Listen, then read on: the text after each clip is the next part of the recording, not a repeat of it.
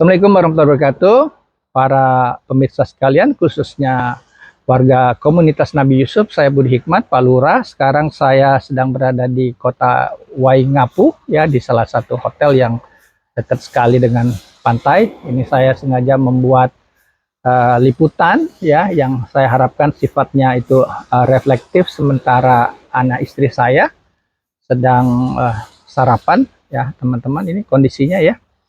Begitu, jadi kenapa ini saya tertarik, karena sosial media yang saya ikuti selama liburan ini banyak sekali yang membahas mengenai dampak dari kejatuhan kripto aset, ya. Saya tidak bermaksud mengkuyo-kuyo mereka yang sedang berduka, justru saya ingin reflektif apa yang saya alami ketika saya mulai berkarir di industri keuangan, di pasar modal melalui Bahana Securities sekitar 25 tahun yang lalu, ya. Saya joining tahun 97, krisis Asia Tenggara, krisis moneter itu tahun 98, ya. Krisis moneter pada dasarnya dibagi menjadi krisis nilai tukar, ya, perubahan drastis pada nilai tukar dari sekitar 2.200 ke 15.000 yang menjalar menjadi krisis perbankan, ya.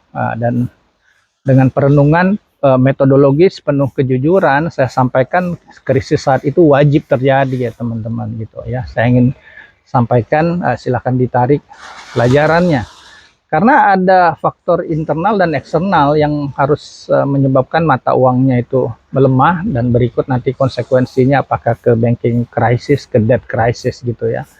Karena secara internal berbagai negara di Asia Tenggara seperti Thailand, Malaysia, dan Indonesia itu mengalami current account deficit, ya. Jadi import jauh lebih besar untuk ekspor untuk barang dan jasanya. Ingat, import itu butuh falas, sementara ekspor itu menghasilkan falas, ya.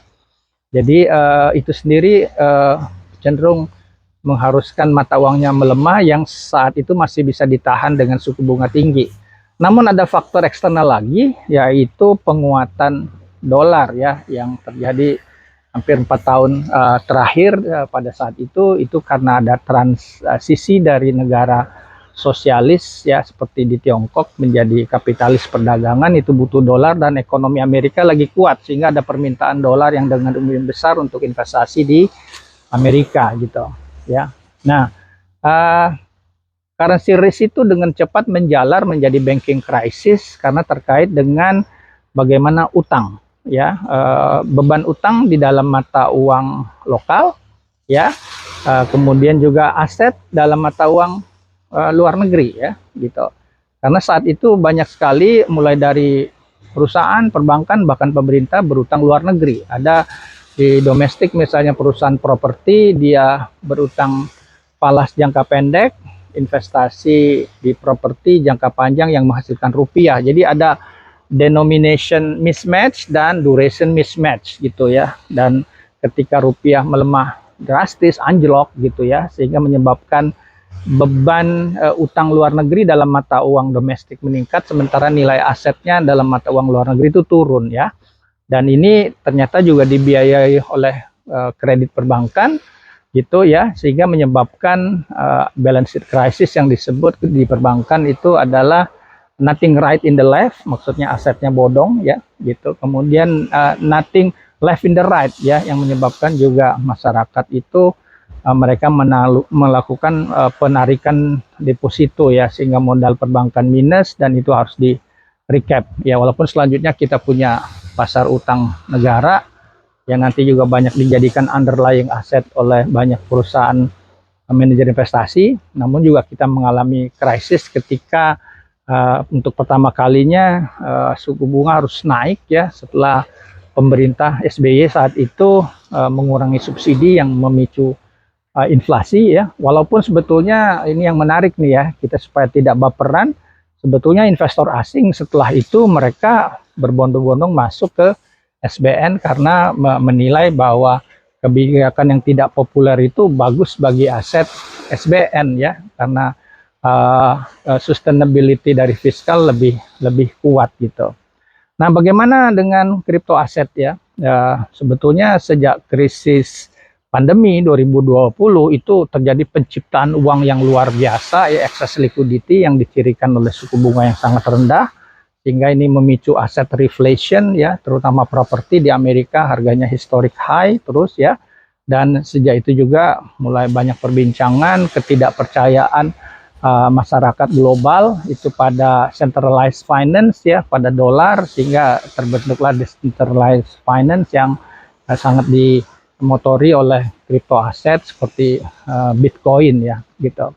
Namun perkembangan selanjutnya adalah the Fed yang tadinya sudah dinilai terlambat mengendalikan inflasi dianggap lebih terlambat setelah ada konflik di Ukraina Rusia ya, yang meningkatkan harga energi dan harga pangan. Inflasi di Amerika terakhir 8,3 ya. Jadi itu pun menyebabkan the Fed mempercepat, tidak saja menaikkan suku bunga udah 2 kali, udah 75 basis tahun ini ya. Dan the Fed itu menjanjikan juga untuk melakukan penarikan stimulus yang tersebut quantitative tightening ya. Jadi in the reverse, dulu quantitative easing, sekarang quantitative tightening. Maka yang kejadian adalah bagaimana orang merevise kembali ya, dan ternyata dolar yang tadinya dianggap akan melemah justru sekarang mata uang yang paling kuat, karena di komposisi dolar sendiri didominasi oleh euro yang ekonominya tertekan akibat inflasi ketika memilih untuk katakanlah mengurangi sumber energi dari Rusia ya. Kejadian terbalik saat ini. Nah, apa yang bisa kita tarik pelajaran? Paling tidak ada 2 menurut saya ya. Pertama adalah risiko investasi ya, selain kita memahami credit risk, itu adalah berapa banyak exposure ya. Jangan sampai kita memiliki aset itu yang terlalu banyak ya. Ini pentingnya diversifikasi ya. Jadi saya sendiri tadinya merencanakan memiliki kripto aset itu setelah dana persiapan pendidikan untuk anak saya dan pensiun saya cukup, mungkin saya merencanakan 1% dari aset saya untuk kripto aset, karena saya melihat tuh ada faktor volatility. Saya nggak bisa tidur nanti ya teman-teman kalau volatility-nya terlalu besar gitu. Apalagi lakukanlah yang namanya acuan untuk cuan, rebalancing gitu. Dan kemungkinan kita tidak perlu terlalu negatif dengan kripto aset kalau yang terjadi ini adalah boleh dibilang siklus yang nanti akan membalik. Inflasi kemungkinan akan cukup lama ya. Jadi sekarang aja mungkin periode ketika orang fear itu kepada liquid asset yaitu dolar ya, walaupun orang bilang cash is stress, tapi karena equity market itu valuasinya udah tinggi, menganggap tetap saja cash itu lebih baik daripada turun 20% gitu ya. Kemungkinan nanti setelah inflasi agak mereda, market udah price in ya, gitu, mungkin orang akan melihat dolar melemah. Kemungkinan itu juga bagus untuk gold asset ya.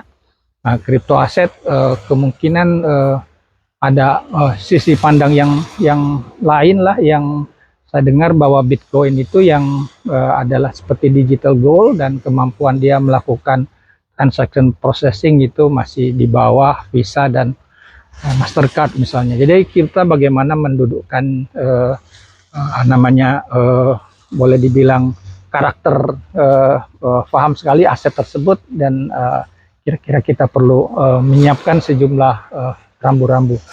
Demikian pencerahan bagi saya ya, dan semoga ini juga bermanfaat bagi teman-teman. Saya sih tetap menyarankan untuk investing di Indonesia karena kita masih mengalami current account surplus ya, dan terpenting dalam investasi menurut saya, silakan beda pendapat, adalah bukan saatnya masuk yang paling penting, tapi saatnya keluar. Dan bagi saya keluar itu adalah ketika currency risk itu memburuk ya, sehingga investor asing yang duitnya lebih banyak dari domestik ini keluar. Demikian, semoga pencerahan ini bermanfaat. Assalamualaikum warahmatullahi wabarakatuh.